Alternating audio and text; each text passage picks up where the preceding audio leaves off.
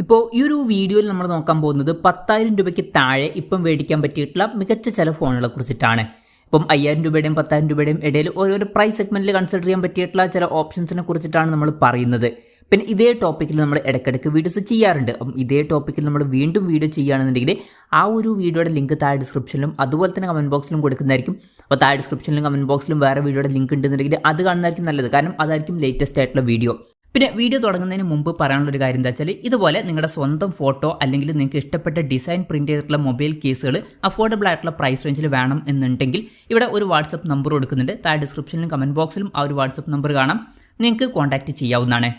എന്തായാലും ആദ്യം നിങ്ങളുടെ ബഡ്ജറ്റ് കുറവാണെന്നുണ്ടെങ്കിൽ എൻ്റെ ഒരു അഭിപ്രായത്തിൽ 6,100 രൂപ പ്രൈസ് റേഞ്ചിൽ ടെക്നോ പോപ്പ് 9 4G എന്ന സ്മാർട്ട് ഫോൺ കൺസിഡർ ചെയ്യാവുന്നതാണ്. അപ്പം ഇതിൽ 6.6 ഇഞ്ചിൻ്റെ HD+ LCD ഡിസ്പ്ലേ ആണ് വരുന്നത്. പിന്നെ ഈ ഒരു പ്രൈസ് റേഞ്ചിൽ തന്നെ ഇതിൽ പഞ്ചോൾ ഡിസൈൻ വരുന്നുണ്ട്, അത് നല്ലൊരു കാര്യമാണ്. 90 Hz റിഫ്രഷ് റേറ്റും സപ്പോർട്ട് ചെയ്യുന്നുണ്ട്. പിന്നെ സ്റ്റീരിയോ സ്പീക്കേഴ്സ് ഒക്കെ ഈ ഒരു പ്രൈസ് റേഞ്ചിൽ തന്നെ വരുന്നുണ്ട്, അത് നല്ലൊരു കാര്യമാണ്. പിന്നെ അത്യാവശ്യം നല്ല MediaTekന്റെ Helio G50 എന്ന പ്രോസസ്സർ വരുന്നുണ്ട്.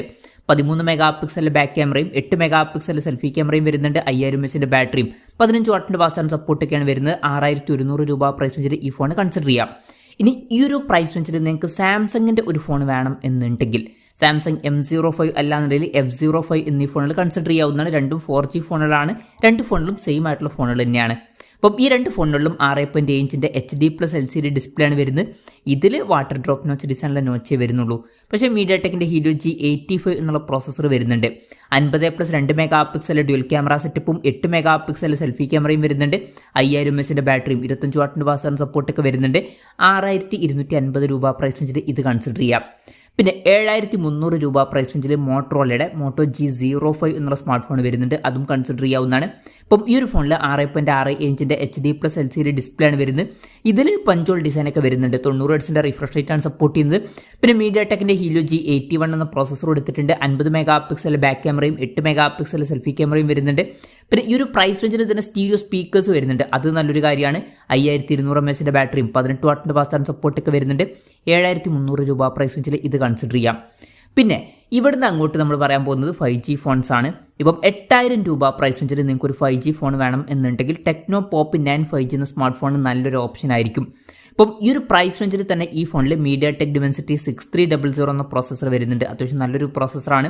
5G സപ്പോർട്ട് വരുന്നുണ്ട്. പിന്നെ സ്റ്റീരിയോ സ്പീക്കേഴ്സ് ഈ ഒരു പ്രൈസ് റേഞ്ചിൽ തന്നെ വരുന്നുണ്ട്. 5000 mAh ബാറ്ററി 18 വാട്ടിൻ്റെ ഫാസ്റ്റ് ചാർജ് സപ്പോർട്ടും ഇതിൽ കൊടുത്തിട്ടുണ്ട്.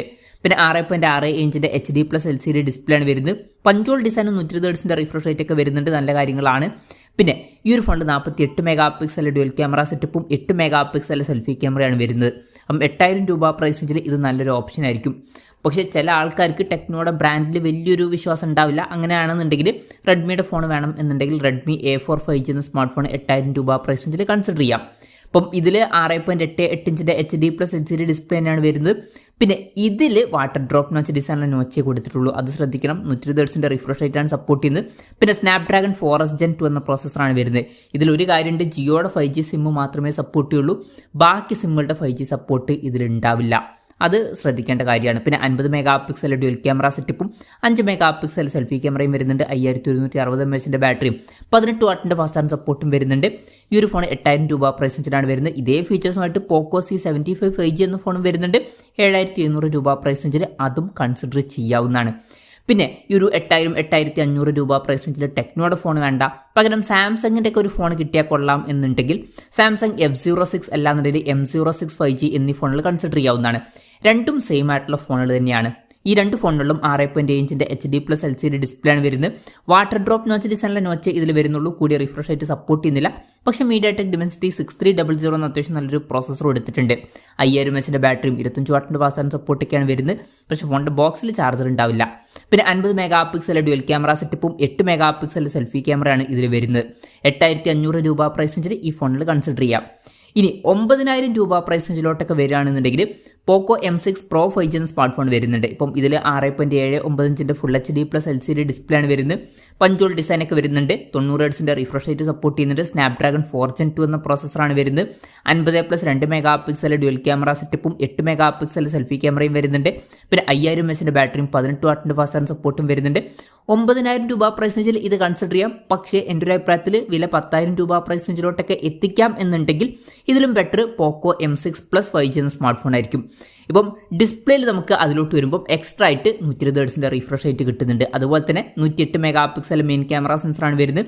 ബെറ്റർ ആയിട്ടുള്ള 13 MP സെൽഫി ക്യാമറ വരുന്നുണ്ട്. അതുപോലെ തന്നെ ബാറ്ററിയുടെ കാര്യത്തിൽ 33 വാട്ടിൻ്റെ ഫാസ്റ്റ് ചാർജിംഗ് സപ്പോർട്ടും കിട്ടുന്നുണ്ട്. 5030 mAh ബാറ്ററിയാണ് വരുന്നത്. 10,000 രൂപ പ്രൈസ് റേഞ്ചിൽ ഈ ഒരു ഫോൺ നല്ലൊരു ഓപ്ഷൻ തന്നെയായിരിക്കും. ഇനി ഇതല്ലാതെ മോട്ടോറോളയുടെ ഒരു ഫോണൊക്കെ 10,000 രൂപ പ്രൈസ് റേഞ്ചിൽ വേണം എന്നുണ്ടെങ്കിൽ മോട്ടോ G35 5G എന്ന സ്മാർട്ട് ഫോൺ 10,000 രൂപ പ്രൈസ് റേഞ്ചിൽ കൺസിഡർ ചെയ്യാം. അപ്പം ഇതിൽ 6.72 ഇഞ്ചിൻ്റെ ഫുൾ HD+ LCD ഡിസ്പ്ലേ ആണ് വരുന്നത്. പഞ്ചോൾ ഡിസൈനും 120 Hz റിഫ്രഷ് റേറ്റ് ഒക്കെ വരുന്നുണ്ട്. പിന്നെ യൂണി SoC T760 എന്ന പ്രോസസ്സറാണ് വരുന്നത്. 50+8 MP ഡ്യുവൽ ക്യാമറ സെറ്റപ്പ് വരുന്നുണ്ട്. അപ്പം ഇതിൽ ക്യാമറയിൽ അൾട്രാ വൈഡ് ആംഗിൾ ലെൻസ് ഒക്കെ വരുന്നുണ്ട്. പിന്നെ 16 MP സെൽഫി ക്യാമറ എടുത്തിട്ടുണ്ട്. സ്റ്റീരിയോ സ്പീക്കേഴ്സ് ഒക്കെ ഈ ഫോണിൽ വരുന്നുണ്ട്. പിന്നെ 5000 mAh ബാറ്ററിയും 18 വാട്ടിൻ്റെ ഫാസ്റ്റ് ചാർജിംഗ് സപ്പോർട്ടൊക്കെ വരുന്നുണ്ട്. 10,000 രൂപ പ്രൈസ് റേഞ്ചിലായിട്ടാണ് ഈ സ്മാർട്ട് ഫോൺ വരുന്നത്.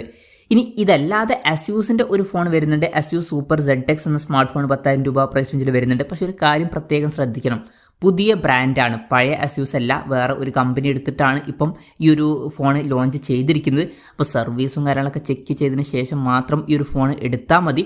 സർവീസും കാര്യങ്ങളൊക്കെ ഓക്കെ ആണ്, അതുപോലെ തന്നെ സോഫ്റ്റ്വെയർസൊക്കെ ഓക്കെ ആണ് എന്നുണ്ടെങ്കിൽ റിവ്യൂസൊക്കെ ചെക്ക് ചെയ്തിട്ട് മാത്രം ഈ ഒരു ഫോൺ എടുക്കുക. ഇത് ASUS Super ZX എന്ന സ്മാർട്ട് ഫോണാണ്. ഇപ്പം ഇതിൽ 6.8 ഇഞ്ചിൻ്റെ ഫുൾ HD+ LCD ഡിസ്പ്ലേ ആണ് വരുന്നത്. പഞ്ചോൾ ഡിസൈനും 120 Hz റിഫ്രഷ് റേറ്റ് ഒക്കെ വരുന്നുണ്ട്. MediaTek Dimensity 6300 എന്ന പ്രോസസ്സർ വരുന്നുണ്ട്. 64+2+2 MP ട്രിപ്പിൾ ക്യാമറ സെറ്റപ്പാണ് വരുന്നത്. ഇതിൽ സോണി IMX 682ൻ്റെ മെയിൻ ക്യാമറ സെൻസറൊക്കെയാണ് വരുന്നത്.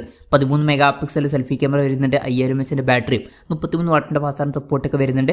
10,000 രൂപ പ്രൈസ് റേഞ്ചിലാണ് ഈ ഫോൺ വരുന്നത്. അപ്പം ഈ ഒരു പ്രൈസ് റേഞ്ചിൽ വളരെ മികച്ച ഫീച്ചേഴ്സ് ഇതിൽ വരുന്നുണ്ട്.